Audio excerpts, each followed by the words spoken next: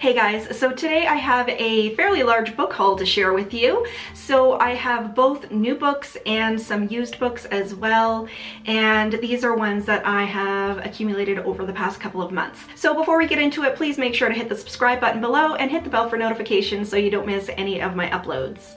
So hopping right into it here, the first three books that I have, I'm actually not going to do much of a synopsis kind of review because these ones I actually specifically bought so I could read in December. So I'll be starting them in just a few weeks and I'll get into a little bit more detail when I start reading them. So first up is The Butterfly Garden by Dot Hutchison, and I have heard that this is quite a gruesome book. So this is about some girls who had been kidnapped and they are tattooed with butterfly tattoos and kept in a butterfly garden by basically a predator who can do what he wants with them. And eventually the FBI kind of breaks everything up and they start interviewing one of the survivors from the butterfly garden. So again, I have heard this is a very hard read, but it is certainly up my alley with my love of true crime. So there's that one. The next one that I got for my December reads is The Diviners by Libba Bray. So as you probably know, if you are around on BookTube on other people's channels, this was very, very, very popular on BookTube. And I am planning on reading the entire series because I know it's supposed to be really good, but I did just buy the first book for now because I've been kind of burned in the past when I buy an entire series and then I'm kind of stuck with these books if I decide that I don't really like it. But I have high hopes for this one. I've heard nothing but good things. It's gotten 5-star ratings across the board. So this one is a murder mystery and it follows a group of people in 1926 in New York. And there are 4 books in this series. So I'm going to start with this one, and then if I like it, of course, I'm going to pick up the rest to read in December as well. So the next book that I picked up to read in December is Ninth House by Leigh Bardugo. So you can kind of see that there's a little bit of a trend going on here that I'm picking up books that are specifically 5-star reads all across BookTube, or mostly across BookTube. So I am definitely excited to get into this one. It is dark academia, which I've always loved, and it revolves around sororities and secret societies and a girl that's at Yale that shouldn't really be there. And I'm really thrilled that I got this and that I'm going to get it into my TBR before the end of the year. So high hopes for this one as well. We'll see how it goes. And speaking of Leigh Bardugo, can we just take a look at her? I mean, she's just like a goth princess.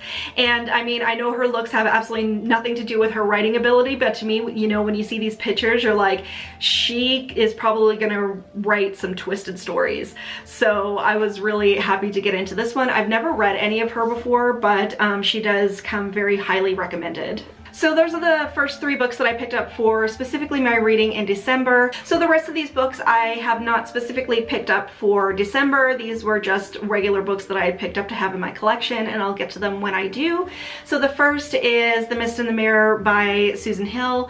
So this is just a little tiny book. It's very, very short. I think it's about 200 pages. Yeah, just over 200 pages.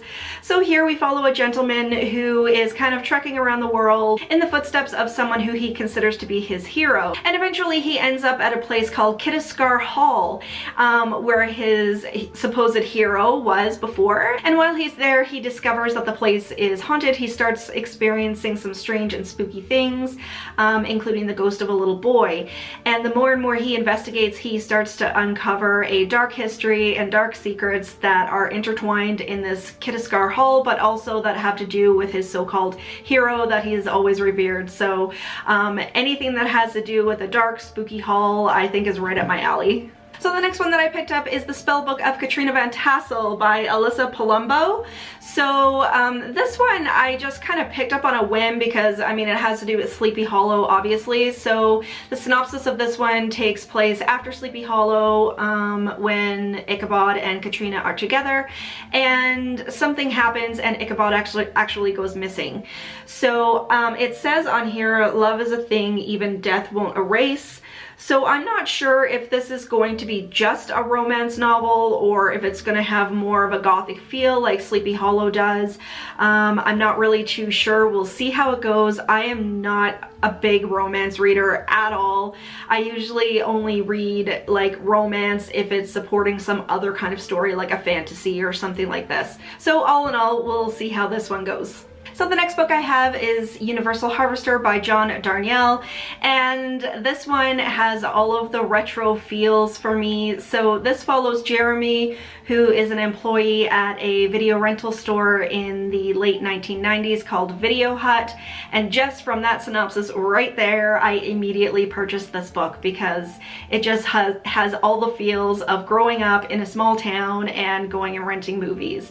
So anyway, the rest of the synopsis is that one day somebody returns a video and says it's been altered and just leaves it at that, doesn't really elaborate. And then a few days later, somebody else returns a video and says there's something on it, it's been altered. So, and these are two separate videos. So Jeremy decides that he's gonna take a look and find out what they're talking about, and when he pops one of the videos into the VCR, about halfway through the movie in each case, it kind of cuts away and it's sort of a very dimly lit home video, and some dark and violent things happen in these home videos, and he can't tell anybody in it, but he can recognize landmarks from his town in each of these cases. So Jeremy goes on an adventure to try to figure out who is making these snuff films and how they're getting onto the videos from Video Hut, and kind of goes from there.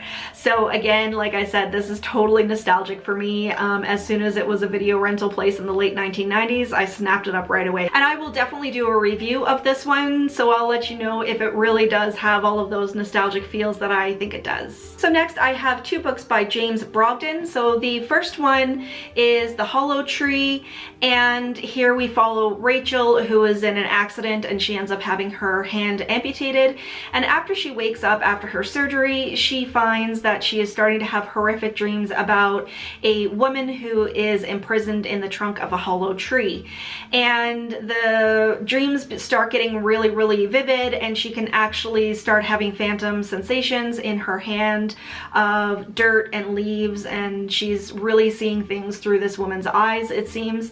So eventually she actually pulls this woman into the real world. So Rachel can't ignore the parallels between what's happening in her dreams and with a folk legend from her area, a tale of Oak Mary, who supposedly was the corpse of a woman who was found in a hollow tree, and she was never ever identified. And that's kind of where the adventure begins, because Rachel is desperate to know the truth about Oak Mary and what is going on in her dreams. And the other James Brogden book I bought was The Plague Stones. So I have heard fantastic things about this book. I'm excited to read it.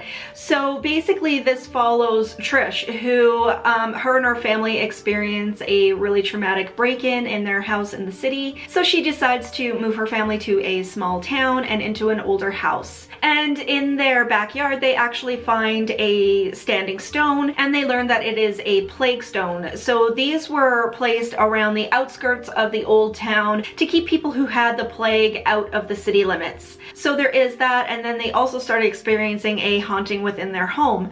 So again, haunted house story, definitely one of my favorite tropes. And like I said, I've heard a lot of 5-star reviews about this book, so definitely excited to read this one as well. And the last book I bought is We Are Where the Nightmares Go by C. Robert Cargill. So this one has themes of ghosts and spirits, evil monsters, and even a zombie dinosaur. So I'll just read you a little excerpt from the inside. In the title stories, We Are Where the Nightmares Go, a little girl crawls through a glowing door beneath her bed and finds herself trapped in an airy wonderland filled with lost children, bizarre clowns, and a sinister, shadowy being. A crucible rolling with fragments of children's bad dreams. So that sounds right at my alley. Again, that is We Are Where the Nightmares Go and Other Stories by C. Robert Cargill. So that was everything I had for the new books that I bought recently, and I also have a very large stack of used books as well. So on Halloween Day, it was one of the things I wanted to do was to go down to one of the very large bookstores in Calgary, and I had never been there before, so I was super excited to go. And when I first walked in, this place was massive. It was so big. And I said, oh, can you point me to your horror collection, please? And I was expecting a fairly sizable horror collection there. And she led me into the back, kind of like the back of the back room in their kind of warehouse area. And there was literally 2 shelves of horror books in this entire massive place. And it was 95%, of course, Stephen King, Anne Rice, and Dean Koontz. So I was a little bit disappointed when I went, but I did find a couple of gems that I actually did have on my TBR. So the first one is The Troop by Nick Cutter. So this is a classic one. I think pretty much everyone has heard of this. But if you haven't, basically it's about a troop leader who takes a group of boys into the Canadian wilderness for a camping trip. And basically they start getting infected with a disease and they start getting picked off one by one. So I have heard this book is super gruesome, but with the theme of being out in the wilderness and camping, I am totally here for it. So we'll see how this one goes and how grisly it actually turns out to be. The next one I got was Horns by Joe Hill. So I think, again, everybody pretty much knows the premise of this. So there is a man by the name of Ignatius Parrish, and his girlfriend had gotten murdered. And on the 1-year anniversary of her death, he decides to go out on a drinking binge, and he wakes up the next morning not only with a killer hangover, but with horns coming out of the sides of his head. And he has some new powers that he uses to try to exact revenge and find her killer. So I have heard good things about this one. I was also told to read this on audiobook. I heard the audiobook is really, really good. Let me know down below in the comments if you've read this one, if you liked it, and did you read the audiobook? And the last one I got from this store is Nosferatu, again by Joe Hill. This is a chunky little book, but again, I've heard nothing but good things about this one. So this is about a man named Charlie Manx who kidnaps children in his car, and it has a novelty plate on the front that says Nosferatu, and he takes those children to a place called Christmasland. There is only one survivor of Charlie Manx. Her name is Victoria, and he spends his time looking for her and tries to exact his revenge for her escape. So again, like I said, this is a very popular book. It's very thick, and again, I've heard that the audiobook is quite good as well. But either way, I am excited to get to this one also. So the next couple of used books that I got were just from local sellers here around my town. So the first thing that I managed to pick up were 10 Fear Street novels, and I believe I mentioned here on the channel before that I am starting my vintage horror collection. I did have a lot of Fear Street when I was growing up, but they were all water damaged, unfortunately, when I first moved to Alberta. So I was super excited to find these. So there are 10 here, and I was absolutely blown away by the condition that these books are in. They're very good condition. The spines aren't even cracked. So when I was actually having a conversation with this bookseller, he told me that it actually took him quite a while to get all of these books together in the condition that he wanted them to be in. So I was so happy that we came to an agreed price for these. And he actually has 10 more that I'm planning on going back and getting at a later date. I just couldn't swing getting them all at the same time. I won't go through all of the synopses of these, but I will show you the ones that I got. So we have Secret Admirer, Halloween Night 2, The Secret, The Thrill Club, Wrong Number 2, Haunted, Switched, The Babysitter 3, The Burning, and A New Fear. So I was, like I said, I was super happy to get these in such amazing condition. We agreed on a price of $5.50 each per book. And again, they're just in such amazing condition. So These will be going into my collection right away, and I'll show you the other 10 once I manage to get over and pick those up. And the last few used books I got have nothing to do with horror, probably the exact opposite, but nonetheless, I was so excited to find these because it is something that I definitely want to collect again, and that is quite a big stack of Babysitter's Club books. And I had the entire set of Babysitter's Club and Babysitter's Little Sister when I was growing up, but again, they had gotten badly water damaged and were not to be saved. So these are all first printings. I am so excited to have these. When you open up the cover and you just see that something was printed in 1988, it just brings you right back. And the cover art on these as well, when I was looking through the cover art, I was almost getting emotional because it was so nostalgic for me. So again, I'm not going to go through the synopsis of these, but I will show you the ones that I found.